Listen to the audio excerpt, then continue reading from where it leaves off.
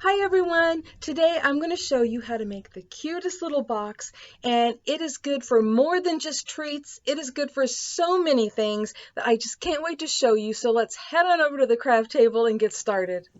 So after I show you these cute little boxes and give you some ideas, I'm going to show you how I made them. But first, let's take a look. So this one was made with, I'm going to turn it around so you can see on the back, this absolutely gorgeous cardstock. It is called Silver Vintage Luster. Let me show you a bigger piece that I've already cut something out of, but it is absolutely stunning. And I got this from Paper Temptress, and I'll put a link below, but this is gorgeous. So perfect for a wedding or an anniversary. Can you imagine these on the wedding tables? They don't have to be filled with kisses. They could be filled with those Jordan almonds, which I didn't have any of. Or you can even put one of these battery operated lights in there. And I'm going to show you that in a little bit, but not with this one. But I just used some tulle and tied, a ribbon around it. And I just think that is perfect. Absolutely. If I had a wedding coming up, I would be making these for every table. So let's get on to another one. For this one, I didn't put acetate in the window. I put lace. And I just thought that was really beautiful and elegant. I added a flower and a bow on top. And the paper I used on this one came from, hold on a second here. I'm going to set this down. I'm making a mess. It is the Rose Quartz paper pad from Prima Marketing, and it is absolutely gorgeous. And of course, I just spilled all of my scraps out of it. But one of the fun things about putting the lace in there is you could put potpourri in this, or you could also put a little candle in here. So I'm going to show you the candle in a couple of them, and this will be one of them. And this is just a little battery operated one. Turn it on, stick it in, close the lid, and look at that. Isn't that absolutely gorgeous? Oh my gosh, the possibilities with these boxes, but that's what I'm talking about. Even if you wanted to use these for a wedding, instead of putting little candies in it, you can put the little candles in it instead. Now for this one, I did a little something different. As you can see, it's embossed, and I'm actually going to show you how I did this when I show you how to make these little boxes. But this is some gorgeous teal cardstock from Paper Temptress. It is just a nice sturdy cardstock, and it is just gorgeous. I love that color. And then on the inside, what I used is this gold metallic vellum. It is just stunning. Look at that. Gold metallic vellum. And this is another one that I'm going to show you how it looks with that candle inside, because there are so many possibilities. You can put treats or candles or whatever it is that you want. I mean, these are just amazing. Sure, let me get it close back up there. Oh, you can't see it as good, but trust me, if the lights were off, oh, what an amazing effect that is. Let me go shut off the lights just for a second so you can see that. Isn't that stunning? I just love it. Okay, so everything I've been showing you so far has just been beautiful and elegant. But what if you wanted to do something fun for Easter, Valentine's Day, a birthday? So this is one that I did, and I made it a shaker and put the little sentiment in there. And it's really cute. I do have to tell you, if you're going to do this, do not get the foam tape up too high because it'll cause problems trying to close the lid. And I tried trimming the flap a little bit to make it fit better, and well, I have to have this on there to keep it closed. So, I mean, it looks cute on there anyway, but just to show you what happens, let me slide it off. And I'm not trying to talk you out of doing a shaker. What I'm trying to talk you into is doing it right. So, as you can see, I trimmed it too short. and so it won't stay closed. And I put the foam tape up too high, and I should have put it down a little bit. So that is a little flaw, but it is also a lesson for you, so that if you want to make a shaker with it, you'll at least know to not make the same mistake that I did. But I want to show you something else really cool with this. So if you are using a 12 by 12 piece of cardstock, which is what I did for this, you can actually get 2 boxes and, wait for it, 2 matching cards. So I haven't finished decorating this one or the box because I haven't yet decided who it's going to, probably one of my grandkids, and I want to personalize it just for them and for what they like. So this could end up with a unicorn on it if it goes to the right one because, well, she loves unicorns. So here we have a cute little shaker card, and it matches the cute little shaker box. So I just thought that was really cool that you can get 2 cards and 2 boxes out of 1 sheet of 12 by 12 cardstock. Oh wait, I was also going to show you I didn't waste anything. That heart was the one cut out of the striped. The heart behind it was the one cut out of the pink that I put around here.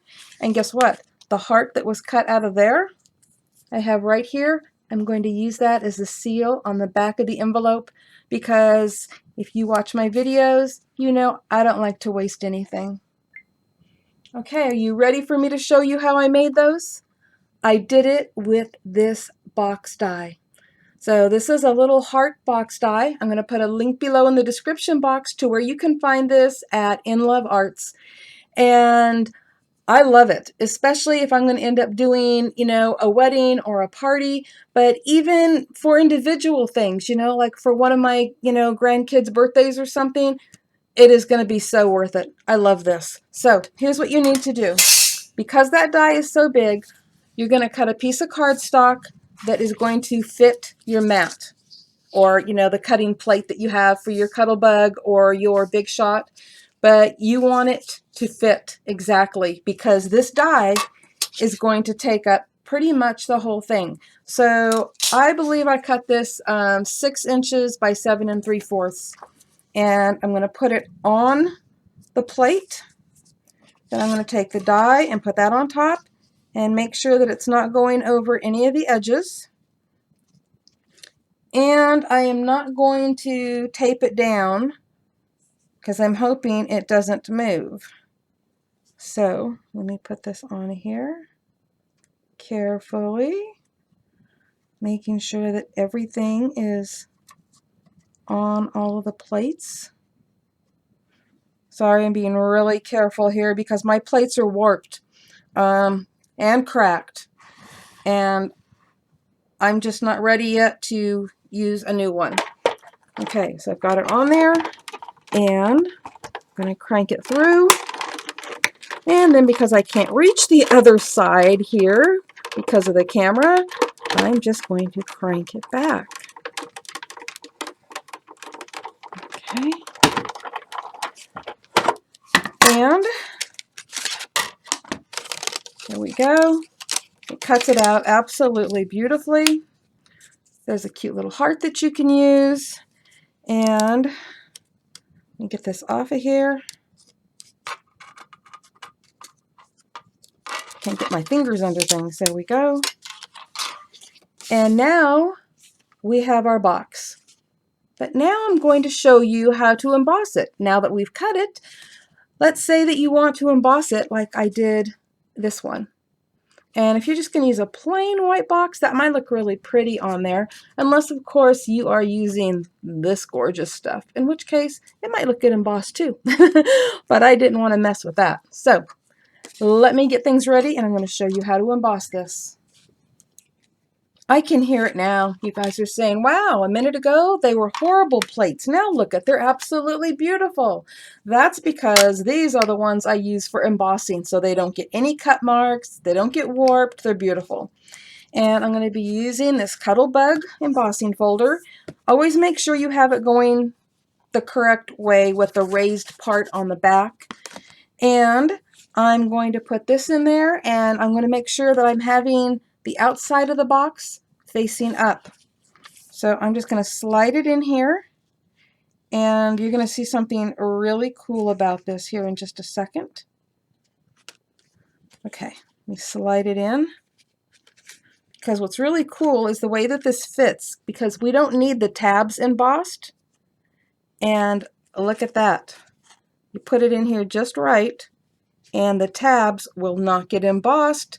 You know, those inside ones will, but those will not, so it all fits in there absolutely perfect. And that is how you emboss it. And will it fit through there? It will. Just make sure that you have everything centered. And then we're just going to crank it through here and crank it back out. And we are going to have a beautifully embossed box. Isn't that gorgeous? Yeah, that would be beautiful at a wedding as well. So now I'm going to show you how to put the box together and how to put something behind the heart. So I'll be right back. Okay, the first thing we're going to do is we are going to put something behind that heart. Now you can use vellum, acetate, lace, or you can even use a solid piece of cardstock, which I don't have one. So what I'm going to do is I'm just going to grab this heart to show you what it would look like if you put something behind it that was patterned like that. You can put a sentiment right there. So put a piece of cardstock with a sentiment on it. So many possibilities. But for this one, I'm going to use a piece of that gorgeous gold metallic vellum again, because I just think that is so elegant, and I just think that this box is going to be elegant. So we're going to turn it over to the inside of the box, and I'm going to be using 1/8 inch double-sided tape. And actually, you know what? I think I used glue last time because of the embossing. It helps it stick better. Hold on one second while I grab my beacon. Just keep in mind that whatever you're doing, you use the adhesive that you want, whether it is something like my Beacon 3-in-1 or whether it is something like the double-sided tape. But for this, I'm just going to put a little bit of this because sometimes with all of this embossing, the double-sided tape might not hold as well as we would like. So, got a little bit of beacon on there, taking this gorgeous gold, and it's beautiful on both sides, so it doesn't matter. And I'm just going to place it right over that. And I'm going to make sure that it is within the score lines. So, hold on a second here. That is the amazing thing about this, is that the score lines are already there for you, but once you do the embossing on it, they kind of disappear. So give me a second to get it closer to my face. There it is. Okay. And let me see if I can get it on camera so you can see. See the little dashes right up there? Those are your score lines, so you know exactly where to fold. Okay. So there we go. Just wanted to make sure that I had the gold in between those folds. Now, I am actually going to be adding the word love across there, just like I did on the other one. And because that is such a fine, delicate word, I don't want to use regular glue and have it ooze out all over the place. So I am going to be using, you know what? You can't see that on white. Give me a second here. Reach a different color one. Here we go. Here's a pink scrap. So here's the word love. I'm going to turn it over. And for this, I'm going to be using my Zig 2-way glue pen. I absolutely love it for delicate things like this. I can actually just wipe it across there and get it on everything. And then when I turn it over, it's only on the back of this, and the rest of it is on my scrap piece of paper. So I'm going to just stick that right on there like so. Isn't that beautiful? Absolutely beautiful. Okay, so now as I said, all the score lines are there for you. It is so easy. Look at that, I'm off camera. It is so easy to do this. Just fold on all of the score lines, and it folds so easy because they were, you know, little perforated lines, so it makes it much easier to fold. And I can't even see what I'm doing, and it's folding in all the right places. Now, I am going to show you something. Do you see? Let me see if I can get it to focus here. Okay, you can see the score line on this one. Yeah, it's not going to focus good. Oh, I hate that. There we go. See the score line across there? And that's where we're going to fold. I'm going to show you something else here in a second. So, on this end, there is no score line, and there should have been.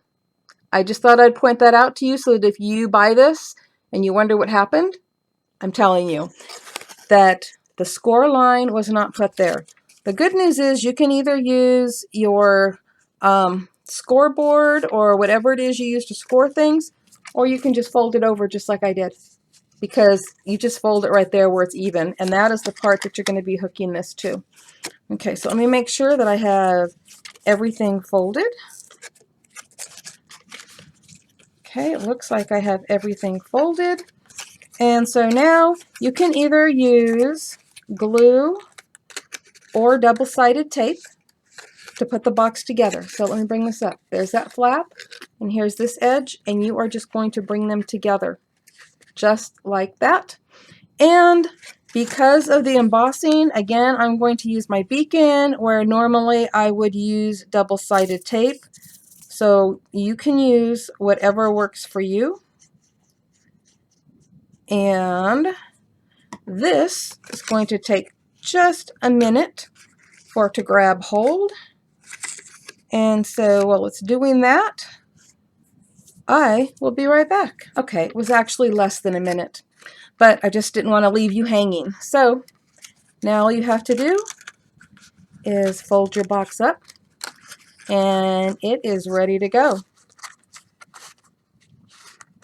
We'll tell you right now, these are snug, but that's good. You want them snug.